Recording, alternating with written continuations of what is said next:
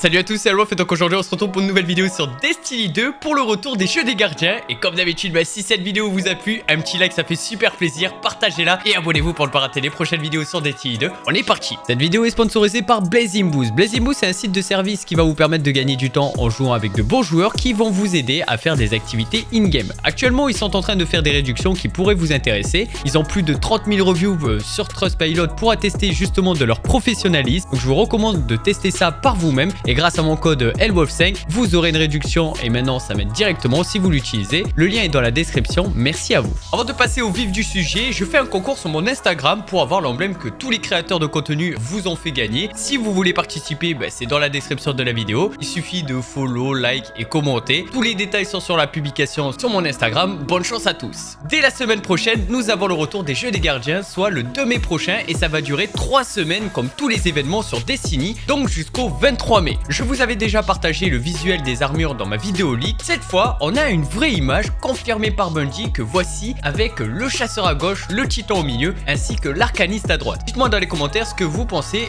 des armures. Personnellement, je suis pas très chaud. Je pré-shot la question, mais les émotes que font les différents gardiens sont déjà disponibles chez Everversum. Il s'agit d'émotes payantes contre de l'argentum, donc de l'argent réel. Pour ceux qui ne connaissent pas les jeux des gardiens, il s'agit basiquement d'une compétition entre les 3 classes avec en 3e position la médaille de bronze, en second l'argent et le premier obtient l'or et surtout la représentation de sa classe jusqu'à la prochaine édition à la tour au niveau de la statue de l'événement. Ce classement détermine au final de quel ornement ton objet de classe aura de manière permanente pour cette édition. Donc chaque jour, les étendards de chacune des classes changeront à la tour pour montrer qui est la classe en pole position, en second ou bon dernier. Or pour ce faire, il faudra alors déposer des médailles au niveau du podium à la tour. Vous l'aurez donc compris, les médailles seront les éléments les plus importants dans cet événement et voici comment vous pouvez en avoir. Dans un premier temps, dans les activités de base telles que le gambit, les playlists basiques de PvP comme la playlist en rotation des modes fun ou encore le contrôle, la playlist assaut de l'avant-garde ainsi que des activités sur Neptune comme l'événement surcharge du terminal, la mission partition et le champ de bataille résistance. Ces activités vous donneront des médailles toutes basiques de bronze ou d'argent. Pour de meilleures récompenses et forcément des médailles d'or et de platine, il faudra réaliser des nuits noires, des raids, des donjons, du compétitif, du jugement ou encore champ de bataille résistance mais en difficulté légende. Vous pouvez aussi acheter des cartes contender qui donneront des médailles d'or pour 1000 lumens et qui sont basiquement des contrats pour des playlists spécifiques. Vous ne pourrez avoir que 2 cartes contender sur vous, une pour les assauts et le gambit et une pour le PvP. Il y a une seconde carte platine qui va évidemment donner des médailles platine pour 1500 lumens et elle sera elle aussi limitée aux mêmes conditions que la carte contender.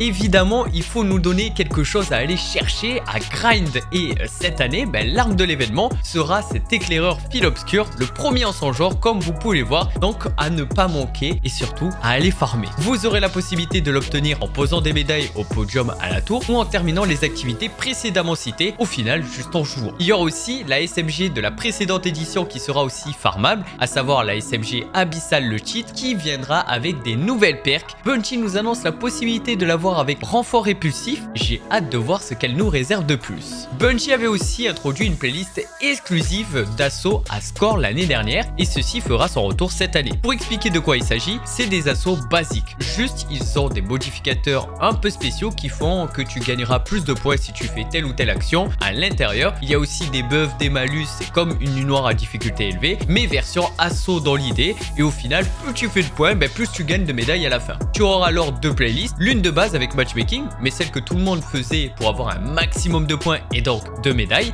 c'était celle où il fallait créer une escouade où tu pouvais partir en solo si tu avais envie, forcément sans matchmaking, donc il fallait trouver des teammates et c'était en fait la nuit noire de la semaine mais avec des modificateurs différents en difficulté la plus basse, héroïque en général. Et j'ai oublié de le préciser mais c'est évidemment classe limitée, c'est à dire que vous ne pouvez pas partir avec un chasseur si vous êtes un titan. Et oui, c'est une compétition, le but c'est pas de team up avec l'adversaire sinon ça sert à rien. À la tour vous aurez des torches qu'il faudra allumer comme lors des jeux olympiques progressivement par rapport à l'avancement de ta quête des jeux des gardiens qui vont récompenser en médaille de bronze à plate. Comprenez que chaque torche aura une meilleure récompense que la précédente, donc allumez-la, c'est toujours ça en plus. Petite nouveauté visuelle pour les personnes qui veulent un peu flexer leur score d'assaut et le montrer à tout le monde, lorsque vous serez à la tour, votre objet de classe affichera votre score en changeant de couleur et brillera également d'une manière unique si votre score hebdomadaire est plus élevé que n'importe qui d'autre. N'est pas le seul ajout, les anciens seront ravis de voir le retour d'une playlist temporaire en PVP pendant cet événement, à savoir la suprématie. Pour ceux qui ne connaissent pas, à la mort d'un gardien, celui-ci drop un engramme qu'il faut récupérer pour comptabiliser des points s'il s'agit d'un ennemi ou alors annuler des points s'il s'agit d'un allié. Pour les joueurs de code, c'est de l'élimination confirmée. Il y aura aussi un matchmaking basé sur la classe et il y aura 4 torches à allumer à la tour en rapport avec cette playlist. Il y aura aussi une carte d'événement. Celle-ci sera gratuite pour tous et donnera des récompenses supplémentaires en rapport avec l'événement telles que 2 émotes exotiques.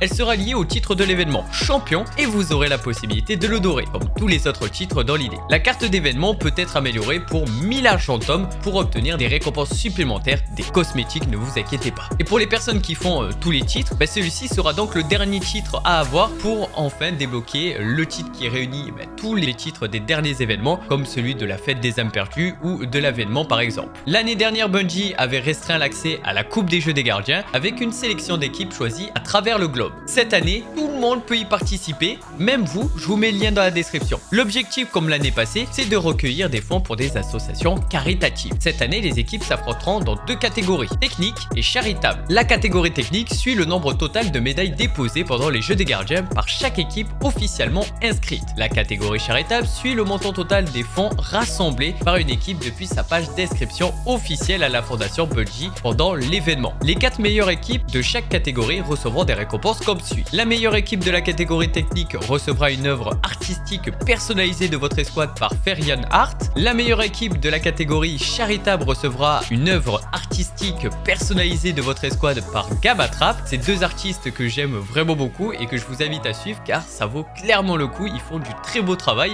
Les deuxièmes meilleures équipes des catégories techniques et charitables recevront un pendentif des jeux des gardiens. Les 3e meilleures équipes des catégories techniques et charitables recevront l'emblème Aurore Abricot que vous voyez à l'écran. Et les 4e meilleures équipes des catégories techniques et charitables recevront des codes de réduction pour le Bungie Store. Les participants qui font un don, donc potentiellement vous, pourront aussi recevoir une récompense, l'emblème relais coaching que vous voyez à l'écran pour les donations de 25 $ et plus. Je le répète, ne vous sentez pas obligé de le faire, faites-le si vous le pouvez. Si vous ne pouvez pas, juste un partage, c'est gratuit et c'est déjà pas mal. Pour ce qui est des associations, on les connaît déjà, Direct Relief et International Rescue Committee. Et voilà tout pour les jeux des gardiens. Sur ce, c'est ici qu'on va se laisser. J'espère que cette vidéo vous a plu. Un petit like si c'est le cas. Dites-moi dans les commentaires ce que vous pensez de ces nouvelles armures et quelle équipe allez-vous soutenir et engager le combat pour cette année. Sinon, on se dit à une prochaine vidéo sur Destiny 2 où on stream sur twitch.tv/. Prenez soin de vous et prenez soin des autres. Peace and love, baby.